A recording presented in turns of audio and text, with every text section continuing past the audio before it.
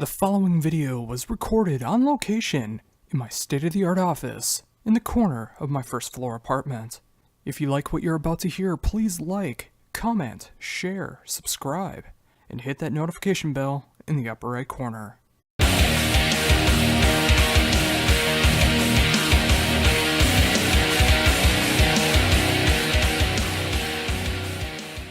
Hey Josh, John here. Hey, how's it going?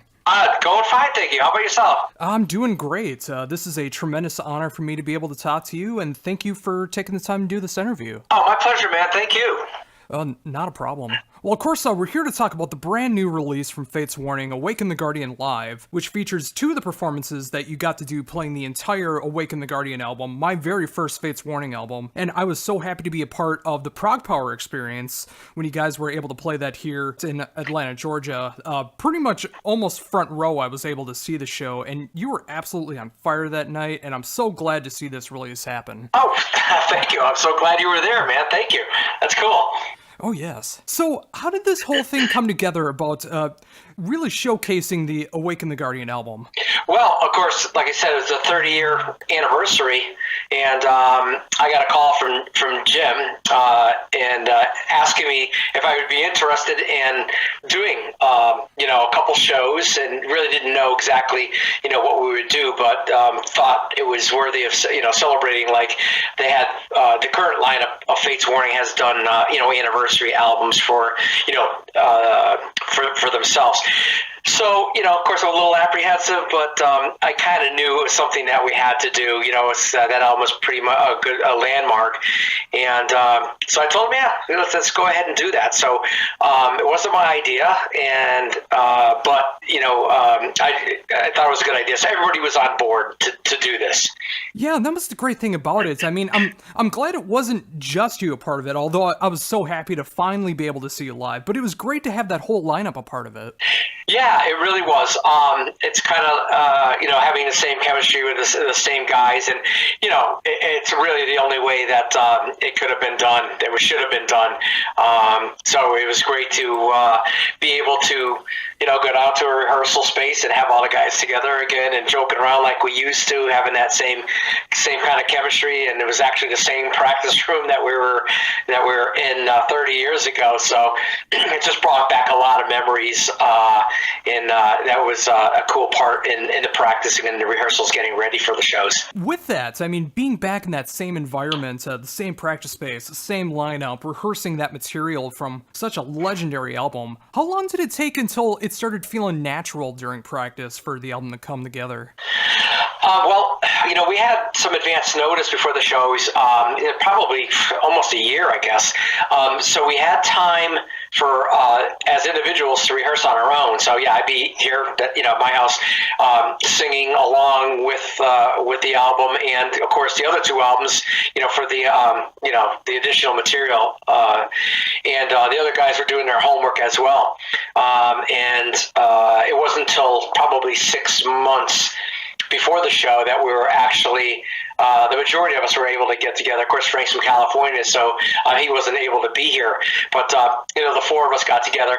And, at first, of course, it felt a little bit unnatural, and it was really rough. But I think probably, a couple weeks worth of rehearsals, it actually started to sound cohesive.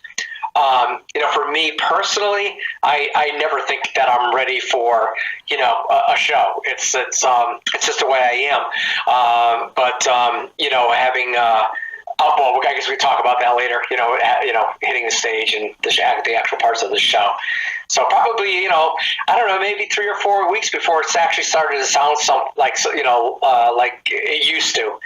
Being 30 years older, and it was quite a challenge, but it started sounding good probably 3 weeks into it. Well, of course, during the Prog Power experience, you guys not only did the album, but you also did some additional tracks as well. I mean, did you guys decide which songs that you were going to do together, or did Jim have any idea, or how did that go about?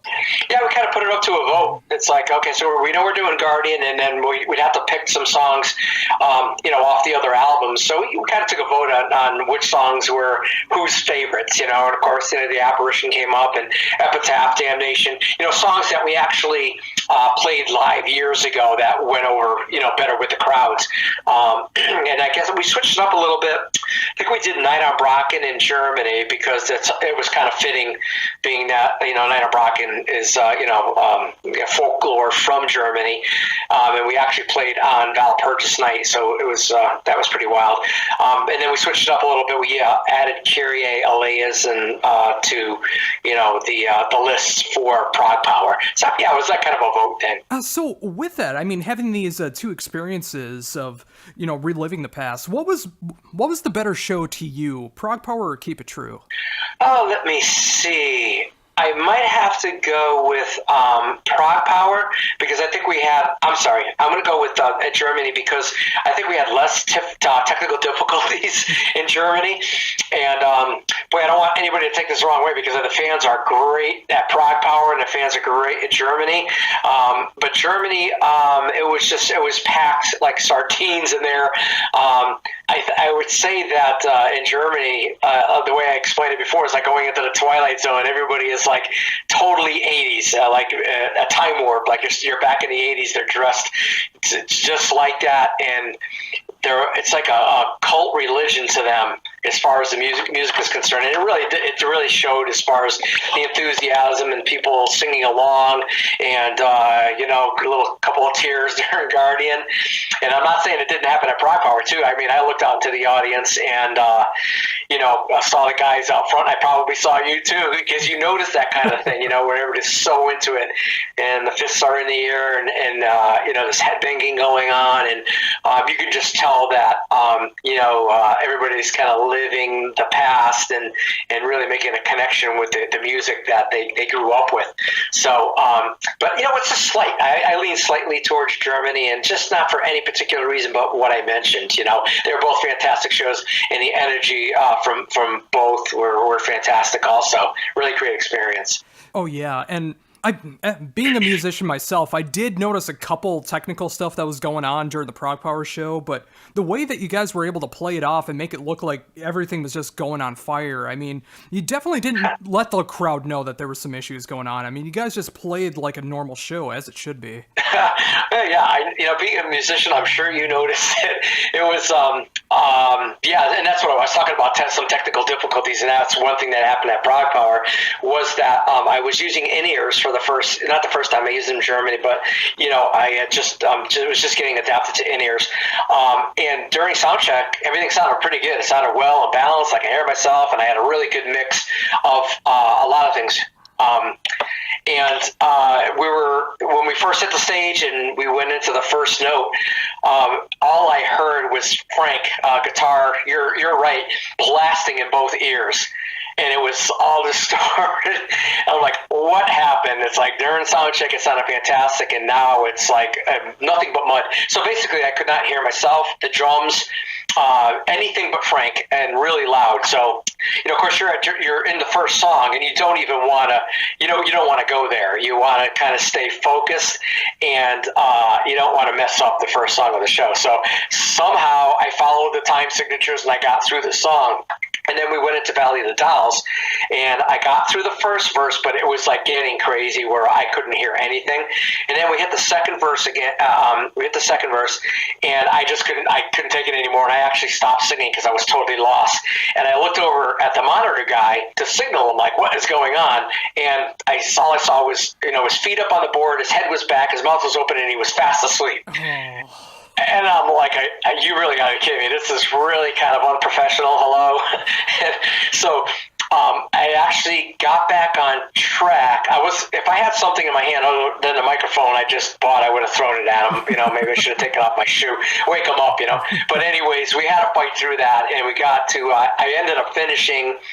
Not to think I got in the second half of the verse or not, but somehow I found my way. And, the rest of the night, the guitar tech ran over and he actually adjusted things a little bit so at least you could, get to hear a little bit of yourself. So somehow we got through the rest of the night, and that was really the only really major mess up that we had to get through. But it was pretty scary, being that it was the absolute beginning of the show, and you don't really want to have to deal with that on top of all the other anxieties that you're feeling. Yeah, I can imagine. So, I mean, only having 2 shows to be able to represent this album, I mean, when those kind of things happen, I imagine that's going to take a lot out of you. If it wasn't for like the fans and their energy and adrenaline, I don't know what I would have done. But yeah, somehow I don't know. You just got to keep pushing through it, and there's really no choice. You're not going to stop playing. And make it more obvious. So somehow you just keep going until you try to get back on track. And what's great is like the audience is so into it, and they're so forgiving. And the ones that didn't notice it, that good. But the ones who did, they really didn't blink and didn't, whatever. It was like a little mess up, but then we got back on track. But thank God the fans are, forgiving. And luckily with the technology, we were able to, fix that where we didn't have to, trash the song. We were able to keep the song on the DVD. But going into the studio, we were able to, fix it. So that was good. Yeah, and that always helps. I mean, it sometimes sucks that you do have to fix that stuff up in the studio, but when things like that happen, it makes the release for it sound so much better that way. I mean, it might be a little funny in hindsight seeing that happen, and if you did want to like thrown your shoe at the mixing board, that would have been great to see as an outtake or something. But for the actual professional quality, it's always good to touch it up a little bit to make it sound as good as you can. Yeah, I know everybody does it, and a lot of bands actually, will go beyond touching up and sometimes record all their stuff over again, and all vocals, auto-tune, fairy dust, whatever you have in your bag of tricks. But we were working with Jim. He made the point at the beginning, like this is live. It's not a studio album, and we're going to have to do the best we can and not try to fix everything. So I think in the end we left 75-80% maybe alone. And of course, I have a hard time letting flatties and sharps, get through. But, Jim talked me down off of that cliff, and I finally accepted the fact that he's right. It's a live album, and, you do the best you can. And some people actually like the raw feeling and, and knowing that, okay, it's only an imaginary thing that somebody's going to sound as perfect as they do on the album. So it's actually a good thing. And in the end, it's pretty much close to, what we did on stage without tweaking it too much. Yeah, and I'm one of those fans as well. I mean, like in the studio, make it as perfect as possible, but in a live setting, I'd like it to sound human. I'd like it to sound like it's actual musicians performing the music that is in front of me. So, I mean, sometimes when there's a little guitar note that goes a little sour or vocal line goes up or down where it shouldn't be, just for a little tinge, I enjoy that because it shows that you're actually playing. Yeah, absolutely. And you made a good point. It's the human aspect of it. Not everything has to be perfect. And, you like it when somebody, puts a little different mustard on something or, recovers quickly. It's just, that's the way it should be. It's live. Things happen. So, have you had the opportunity to go back and check out the DVD or the CD release of the release yet? No, I haven't. The only thing that I saw was, what Metal Blade had released, the Fate of Morgana, song. And, what I felt like, okay, I'm not embarrassed by this. It's like, it's not too bad. I think it's, it's acceptable. But that's really all I saw. And with the exception of when we did have to fix like maybe 3 or 4 words where it went sharp or flat in some areas, I mean, where it was like a lead balloon where there was no choice but to fix it. I had to watch some of the unedited stuff just to make sure, when I redid it, I had to sing it exactly the way that I sang it on stage. So everything lines up perfectly, and you don't look like, okay, or you can definitely tell that, he's lip syncing it. And then somebody's going to think you're, lip syncing the whole thing, and that's not the case. It was just touching up some areas that really needed to be touched up. Yeah, such as missing half a verse. I mean, that's something you really you don't want anybody to see, oh, very true. But I can definitely say again, as a fan, I was there, and I can obviously tell that you really do appreciate the fan base. I mean, there was like no one booing or telling you to get off the stage or anything when that happened. I mean, everyone was very receptive and warm to what happened. And accidents do happen, especially when it's not your fault. I mean, those things are out of your control. But it made the rest of the show go so much smoother once that finally did get fixed. Yeah, right. I didn't pull a Mariah Carey or anything. It's like, it's like, you just got to carry on. And you're right. Yeah, very forgiving. I could tell some people didn't notice. They were like, some sounded a little off, but, with a short attention span, if you're back on, with a reasonable amount of time, like I said, a half a verse, and they're short verses, that some people, I don't think some people noticed, but I know some people did. I saw the looks on their face, like, looking at each other, like, oh, what is this? And it's like, I really didn't know myself until, actually I got back on. And I said to myself, I know the reason I stopped singing is because I had no idea where I was. And it was like a technical issue where it was out of, like you said, out of my control and out of the band's control. So, if that's the worst of it, then that's fine. You could always, it can always be a worse nightmare than that. Oh, absolutely. So now, having had these great live experiences, having this amazing compilation of both shows coming out on the 28th through Metal Blade, how do you look at the album now with 31 years later? Probably the same way. I don't know if doing these shows made any difference on how I look at the album.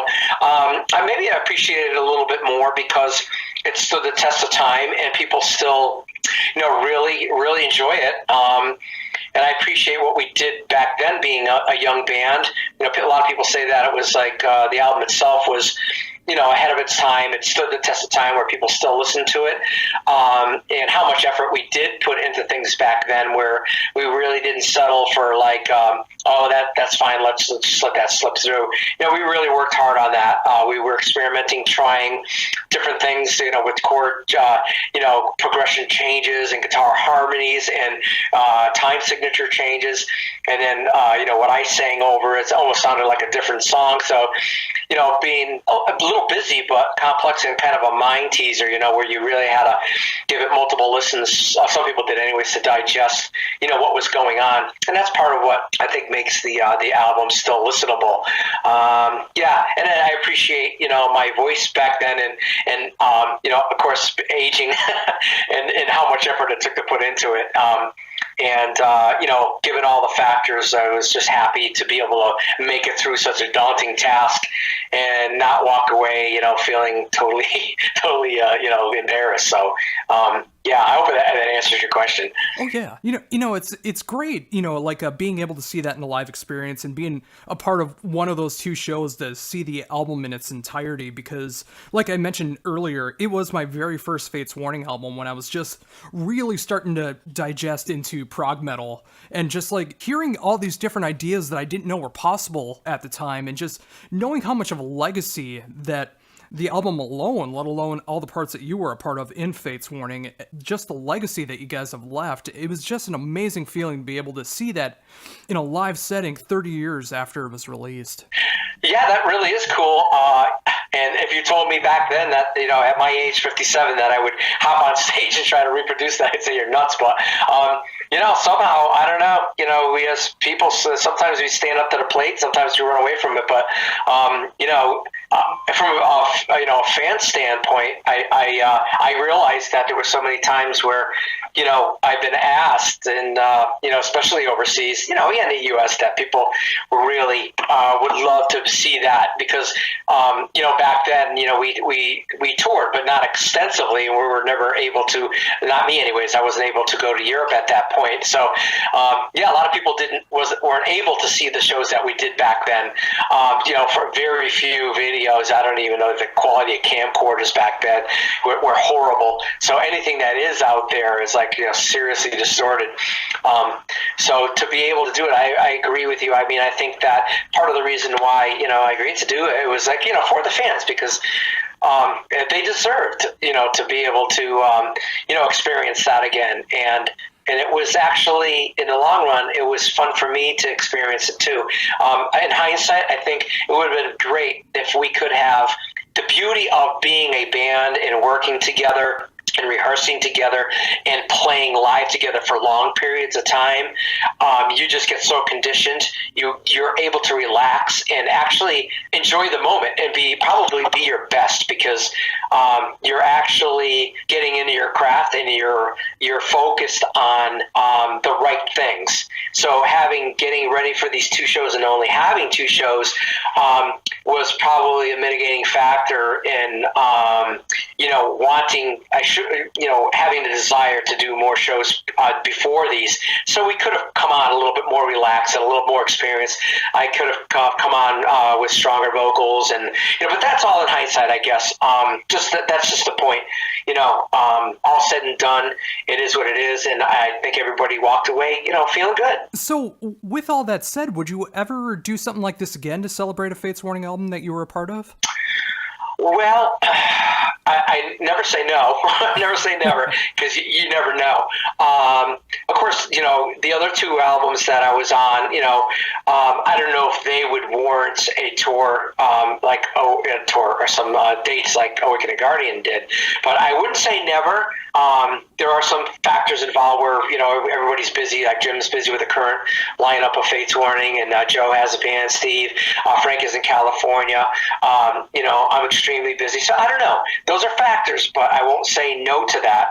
My true desire right now is I'm in the middle of writing lyrics and some melody lines and some song titles, ideas, because I want to concentrate on another album versus doing more shows. So with that, I mean, would that be working with Jim, or would that be under another solo album, or do you have any ideas with that yet? Well, I can't say much right now, but I can just say that, I have talked to Jim and, about this, and it was very well received. So, the likelihood is high. Oh, that is great to hear. I mean, I don't want you to leak any material that's not supposed to be out there or anything, but I just got to say, a Twist of Fate is one of my favorite solo albums that I've heard from a musician, and I absolutely loved what you did with Jim on Sympathetic Resonance, and, it's like, seeing you record new music is something that I'm very much intrigued by. Oh, cool, yeah. I keep my fingers crossed and hope it happens, which I think it will. Don't know about the time frame right at this particular moment, but and I never take anything for granted. Like, just because we get together, that's something fantastic's going to come out of it. I always go in like with a clean slate and try to be highly motivated and not assume that everything's going to come out really well. You don't know. It's kind of you don't know what direction it's going to go in, but I think when Jimmy and I get together, we have a pretty good track record of producing some good material. So I'm just hoping, if and when it happens, that we can continue with another good album. Just in case, like, the album doesn't happen, or the album does happen, and you have some different ideas, do you ever see yourself making a second solo album? I don't know. I don't think so, because what it takes is if you're doing a solo album, then I don't know, either you're writing with other people or you're writing on your own. And writing on my own, I've, with the whole thing from A to B, I've been limited on. I wrote Cheyenne pretty much, with some help from Jim with arrangements, and Relentless also with help from Jim on arrangements, and then Incense and Myrrh, I had pretty much all of that with some help with arrangements from Jim. So but that's really been my only experience writing everything, guitar, with my guitar and the vocals and lyrics and all that stuff. So and I consider that a solo album, is when one person basically writes the material and then gets musicians together. I don't know, maybe I'm wrong, but I like working with Jim for a few reasons. I mean, I like his style of writing. I'm not one that steps outside the box that often, and I feel really comfortable working with him because he's very patient. We have the same work ethic where he doesn't like to let something slide that he doesn't like, and I'm the same way. So time is not an issue. Like if you get together with somebody else, you're talking studio time and you're talking, it's all about money and it's all about rushing and stuff. And I'm not like that at all. And we don't have the luxury of going into a studio with a chalkboard like some bands do and like, okay, this is our game plan and we're going to write in the studio and rack up a bill for $400,000. That's not going to happen. So yeah, I think, it's just a comfort level, being able to work. It's worked in the past. And, I think maybe I'll stay true to form with that. So, with that, would you say that Sympathetic Resonance was more of a continuation of working with Jim outside of Fate's Warning? Like with A Twist of Fate. I mean, in 2011. Yeah, I would agree with that statement. Yeah, that was.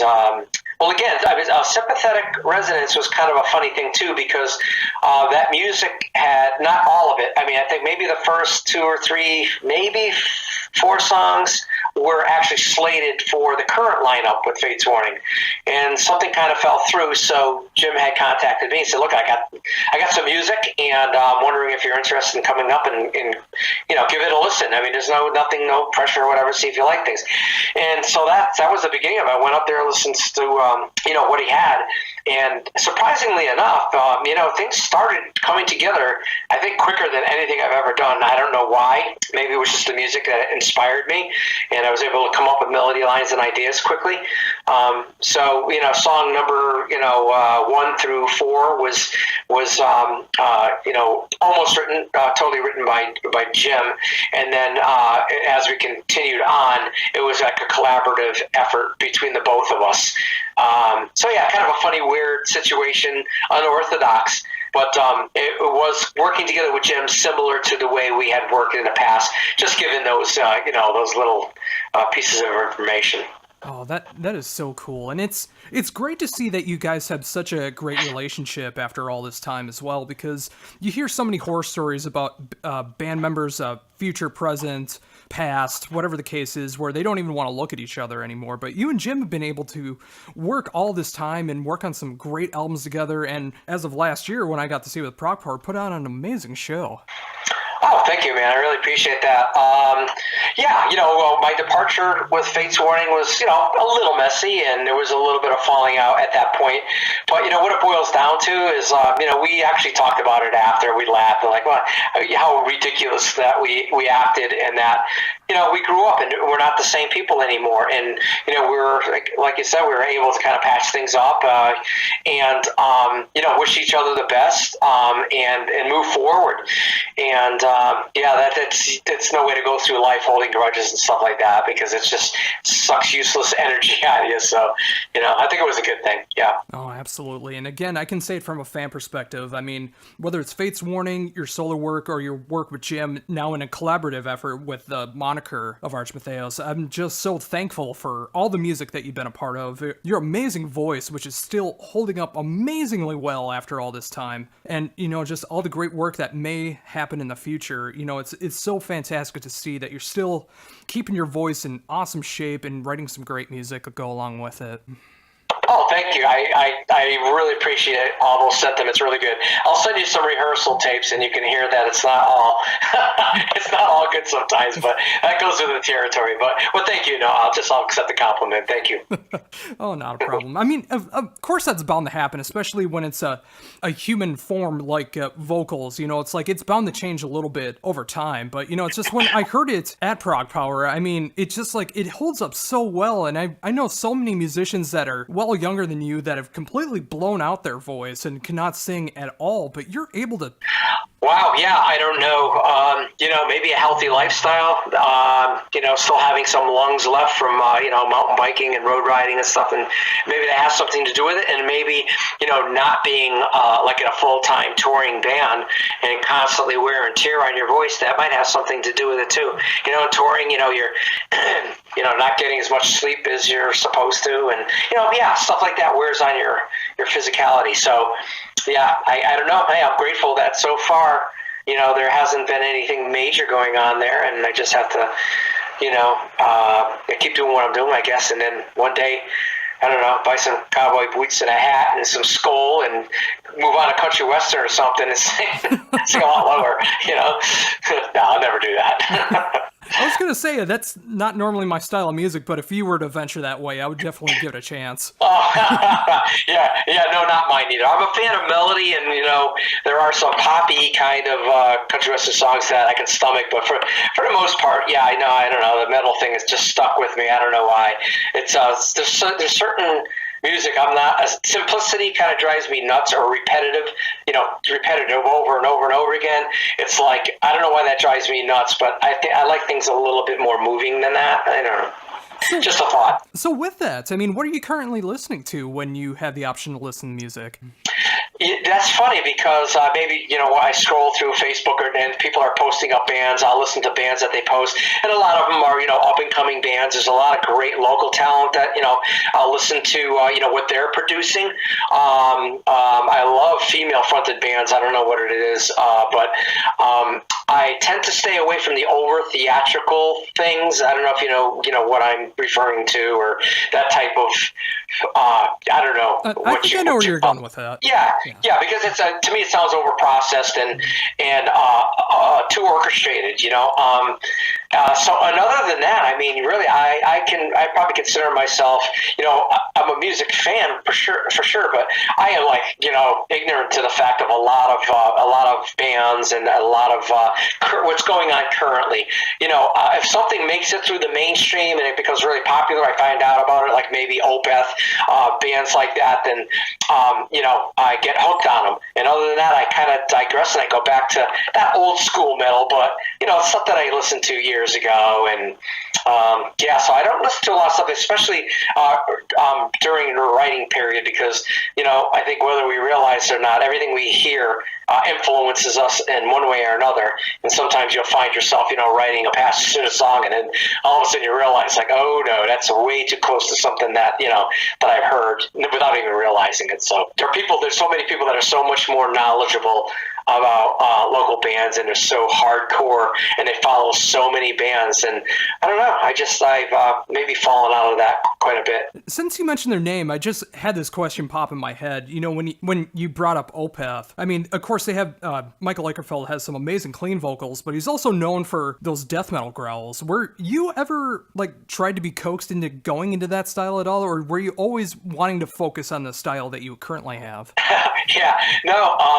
I actually Michael. I actually liked his clean voice and his Cookie Monster voice, whatever we call it, because it lended itself really well to the music that they're doing. I'm not a huge fan of the current stuff, but was it Damnation Watershed, and what's the other one?